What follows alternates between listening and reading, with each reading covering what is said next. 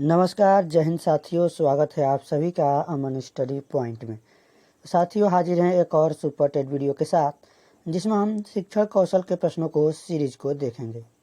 तो साथियों, शिक्षण कौशल के प्रश्नों की सीरीज में हम लोग पिछले वीडियो तक 120 प्रश्नों को देख चुके थे। अगर आपने वह वीडियो नहीं देखा है तो हमारे चैनल के प्लेलिस्ट में जाकर उस वीडियो को देख लीजिएगा। तो चलिए शुरू करते हैं आज के वीडियो को और देखते हैं आज के प्रश्नों को। आज का पहला प्रश्न है आपके स्क्रीन पर। जब एक निर्योग्य बच्चा पहली बार विद्यालय आता है तो शिक्षक को क्या करना चाहिए? ऑप्शन है, बच्चे की निर्योग्यता के अनुसार उसे विशेष विद्यालय में भेजने का प्रस्ताव देना चाहिए, उसे अन्य विद्यार्थियों से अलग रखना चाहिए, सहकारी योजना विकसित करने के लिए बच्चों के माता पिता के साथ चर्चा करनी चाहिए, या फिर प्रवेश परीक्षा लेनी चाहिए। तो साथियों, जब एक निर्योग्य बच्चा पहली बार विद्यालय आता है तो शिक्षक को जो है सहकारी योजना विकसित करने के लिए बच्चों के माता पिता से जो है चर्चा करनी चाहिए। तो राइट आंसर यहाँ पर जाएगा ऑप्शन सी के साथ। अगला प्रश्न है, समावेशी शिक्षा उस विद्यालयी शिक्षा व्यवस्था की ओर संकेत करती है जो विशेष आवश्यकता वाले बच्चों को विशिष्ट विद्यालयों के माध्यम से शिक्षा देने को प्रोत्साहित करती है, केवल बालिका शिक्षा को बढ़ावा देने की आवश्यकता पर बल देती है, जो सभी निर्योग्य बच्चों को शामिल करती है, या फिर जो उनकी शारीरिक, बौद्धिक, सामाजिक, भाषिक या अन्य विभिन्न योग्यता स्थितियों को ध्यान में रखे बगैर बच्चों को शामिल करती है। तो यहाँ पर समावेशी विद्यालय शिक्षा व्यवस्था के बारे में पूछा गया है। तो साथियों, समावेशी शिक्षा विद्यालय यानी समावेशी शिक्षा में बिना किसी जाति, धर्म और बिना किसी लिंग के भेदभाव के आधार पर सभी बच्चों को एक साथ यानी एक समान शिक्षा दी जाती है। तो राइट आंसर यहाँ पर जो हमारा जाएगा ऑप्शन डी के साथ, यानी जो उनकी शारीरिक, बौद्धिक, सामाजिक, भाषिक या अन्य विभिन्न योग्यता स्थितियों को ध्यान में रखे बगैर बच्चों को शामिल करती है। अगला प्रश्न है, एकल अभिभावक वाले बच्चों को पढ़ाते समय शिक्षकों को स्थिर और एक रूप वातावरण उपलब्ध कराना चाहिए, इस तथ्य को अनदेखा करना चाहिए और ऐसे बच्चे के साथ अन्य बच्चों के साथ समान व्यवहार करना चाहिए, या फिर इस प्रकार के बच्चे के साथ भिन्न प्रकार का व्यवहार करना चाहिए, या ऐसे बच्चे को कम गृह कार्य देना चाहिए। तो साथियों, यहाँ पर एकल अभिभावक वाले बच्चों को पढ़ाते समय इस तथ्य को जो है अनदेखा करना चाहिए और ऐसे बच्चों के साथ अन्य बच्चों के समान क्या करना चाहिए? व्यवहार करना चाहिए। तो राइट आंसर यहाँ पर जाएगा ऑप्शन बी के साथ। अगला प्रश्न है, एक शिक्षिका की कक्षा में कुछ शारीरिक विकलांगता वाले बच्चे हैं, निम्नलिखित में से उसके लिए क्या कहना सबसे उचित होगा? पोलियोग्रस्त बच्चे अब एक गाना प्रस्तुत करेंगे, पहिया कुर्सी वाले बच्चे हाल में जाने के लिए अपने समवयस्क साथी बच्चों से मदद ले सकते हैं, शारीरिक रूप से असुविधाग्रस्त बच्चे कक्षा में ही कोई वैकल्पिक गतिविधि कर सकते हैं, या फिर मोहन खेल के मैदान में जाने के लिए आप अपनी बैसाखियों का प्रयोग क्यों नहीं करते? तो साथियों, ऐसे बच्चों के साथ सहानुभूतिपूर्ण जो है व्यवहार करना चाहिए, न कि उन्हें पोलियोग्रस्त बोला जाएगा और ना ही उन्हें पहिया कुर्सी वाला बोल सकते हैं।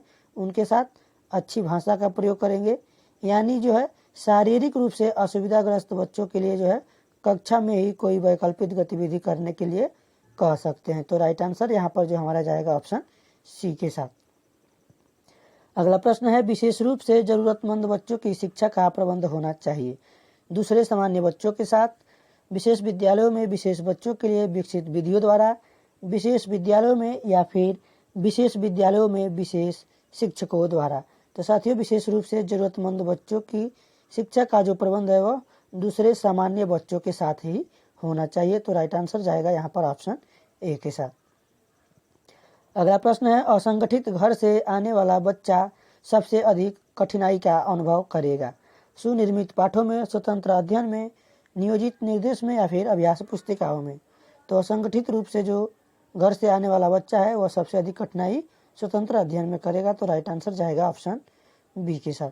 अगला प्रश्न है, समन्वित शिक्षा की सफलता निर्भर करती है समुदाय के समर्थन पर, पाठ्य पुस्तकों की उत्कृष्टता पर, शिक्षण अधिगम वस्तु की गुणवत्ता पर, या फिर शिक्षकों के अभिवृत्तिगत परिवर्तन पर? तो साथियों, जो समन्वित शिक्षा की सफलता है वह शिक्षकों में अभिवृत्तिगत परिवर्तनों पर निर्भर करती है। तो राइट आंसर यहाँ पर जाएगा ऑप्शन डी के साथ।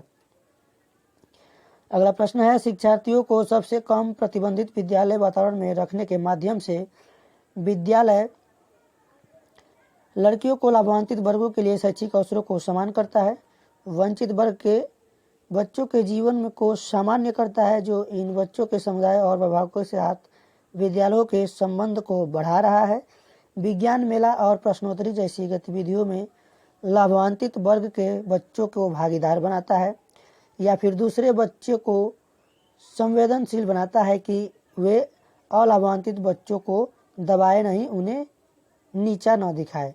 तो साथियों इसका जो राइट आंसर जाएगा ऑप्शन डी के साथ जाएगा, यानी कि शिक्षार्थियों का सबसे कम प्रतिबंधित विद्यालय वातावरण में रखने के माध्यम से विद्यालय जो है दूसरे बच्चों को संवेदनशील बनाता है कि वे अलाभान्वित बच्चों को दबाए नहीं और न ही उन्हें नीचा दिखाए।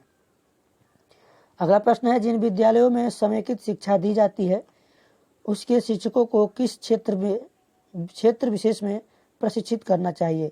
विशेष आवश्यकता वाले बच्चों की पहचान करना और शिक्षण, व्याख्यान विधि द्वारा शिक्षण, या फिर क्रियात्मकता के साथ शिक्षण, या उपरोक्त में से कोई नहीं। तो जिन विद्यालयों में समेकित शिक्षा दी जाती है उसके लिए जो है शिक्षकों को विशेष आवश्यकता वाले बच्चों की पहचान और शिक्षण की जो है यहाँ पर के लिए प्रशिक्षित करना चाहिए। तो राइट आंसर जाएगा ऑप्शन ए के साथ। तो साथियों आज के वीडियो का जो आखिरी प्रश्न है आपके स्क्रीन पर, निम्नलिखित में से किन विद्यार्थियों को अध्यापक के ध्यान की आवश्यकता है? अंतर्मुखी, मंदबुद्धि से सीखने वाला, प्रतिभाशाली, या फिर डी है उपरोक्त सभी। तो साथियों यहाँ पर जो है अध्यापक को ध्यान रखने की आवश्यकता सभी को है, यानी अंतर्मुखी, मंदबुद्धि से सीखने वाला हो चाहे प्रतिभाशाली हो, यानी सभी के ऊपर ध्यान रखने की आवश्यकता है। तो साथियों इसका जो राइट आंसर जाएगा ऑप्शन डी के साथ। और आज के वीडियो में बस इतना ही। अगर वीडियो पसंद आया हो तो वीडियो को लाइक और ज़्यादा से ज़्यादा शेयर करें, और चैनल पर पहली बार आएँ तो चैनल को सब्सक्राइब करें। धन्यवाद। जय हिंद।